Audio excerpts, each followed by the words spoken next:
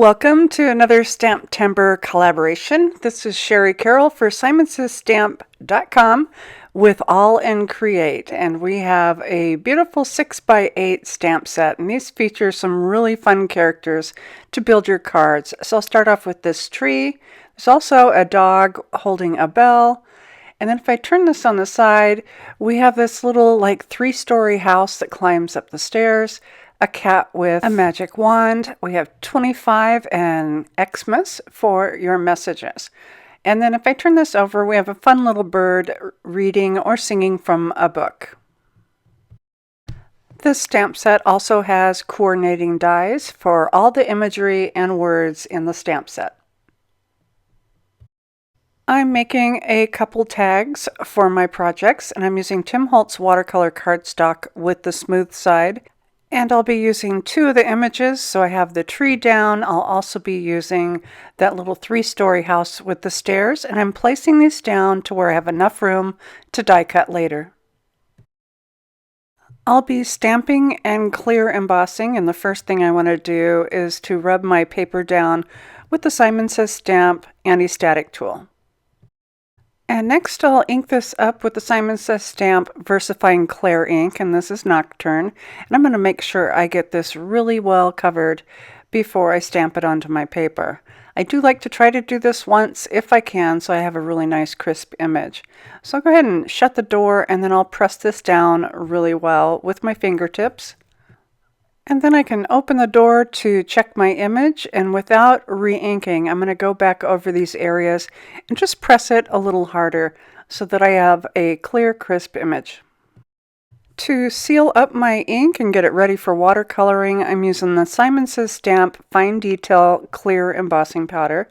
And I also have a coffee filter down below to catch all the powder so I can return it to the jar.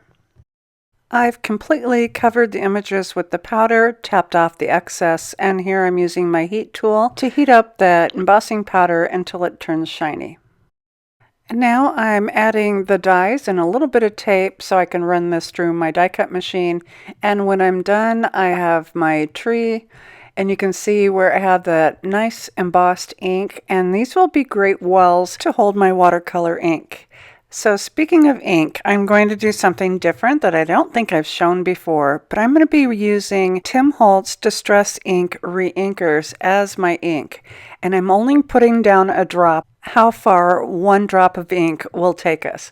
So I'm working on my glass surface. I have some water in my jar, and I'm also using a number 2 paintbrush. So this is pretty small, and I'm going to start by pulling out that ink away from that drop, and with that wet brush I can pick up a lighter coating of ink, and now I can just start filling in to the areas of my stamped image.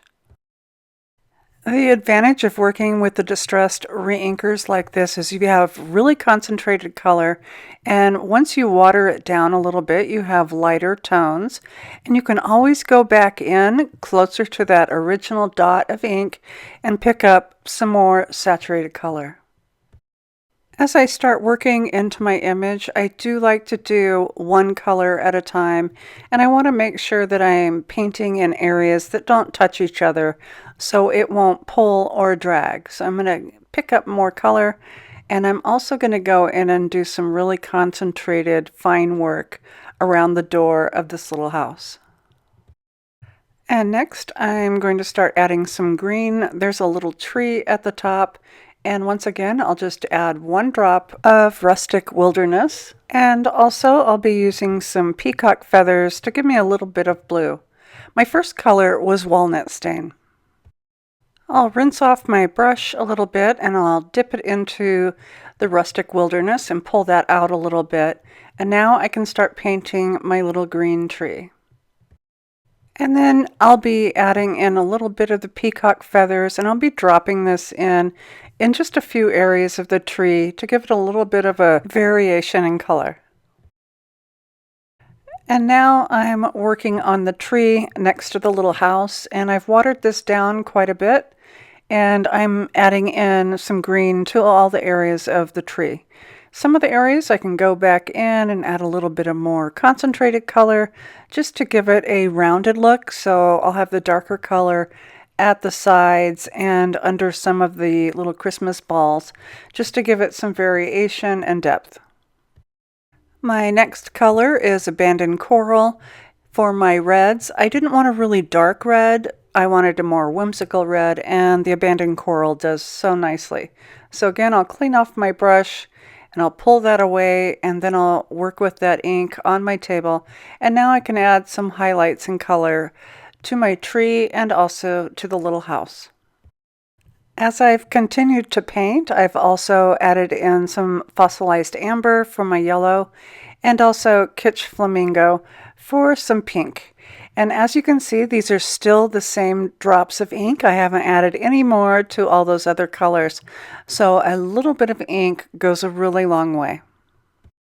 I've completed painting my tree in my house, and I have this ink still left over, but I wanted to show you how easy this is to clean up. So I'm going to take a dry paper towel and I'm just going to lay it on top of that ink, and I'll try to encapsulate it just with that paper towel. Now I can fold this over. It's amazing I didn't get any ink on my hands as I was going through this process. So now try to get up as much of the ink as you can off your glass mat, and then you can go back over with a baby wipe to clean up the rest. I'm making tags out of my images, and I've also stamped and painted in the Xmas and also the 25. And for my tags, I'm using the CZ Design nested tags. This has a really nice grouping of tags, and I've used that second size from the outside. I'll be stamping onto my tags with the Simon Says Stamp White Christmas text.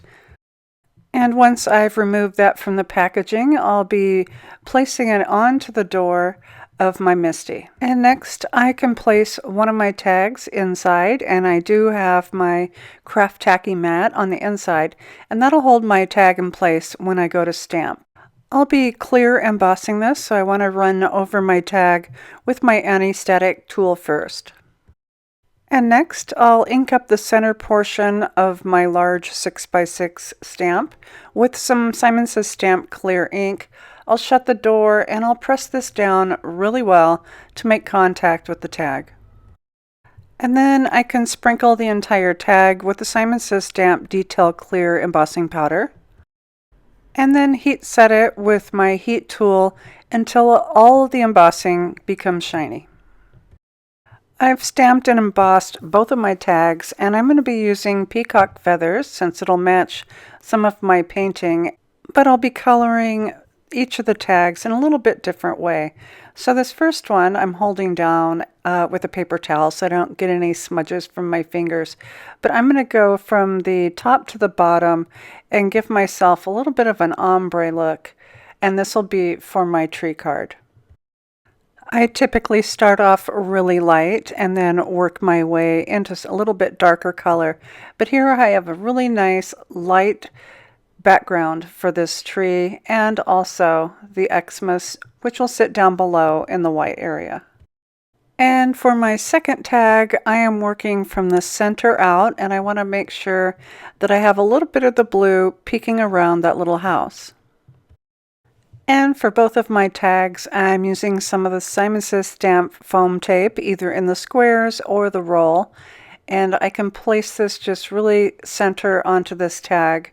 And for the tree, I have that Xmas sitting just up to the bottom of the tree. And for some final treatment, I'm using the rock candy, and this is the chunky glitter from Tim Holtz. And I'll be adding the chunky glitter to all these snowy areas, since they're a little bit thicker. I've also punched a hole in the top of the 25.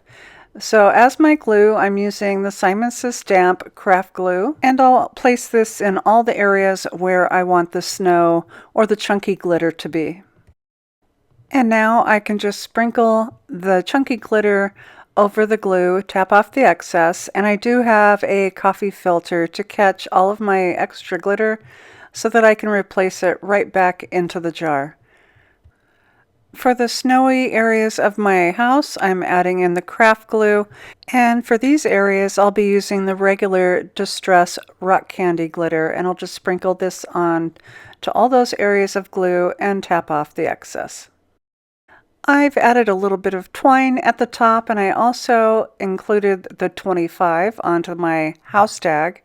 And then for my tree tag, I just have that Xmas sitting at the bottom, all those bright colors using that Distress Reinker ink for my watercoloring. I hope you've enjoyed my projects using the STAMPtember collaboration for Aall Create with their stamps and dies. I do have my supplies listed below and a link to our blog post with additional inspiration, and happy STAMPtember! Hi there, I'm Heidi, Simon's mama and founder at simonsaysstamp.com. Thank you so much for watching our video. If you like what you just saw, be sure to press the thumbs up and subscribe to see more great content.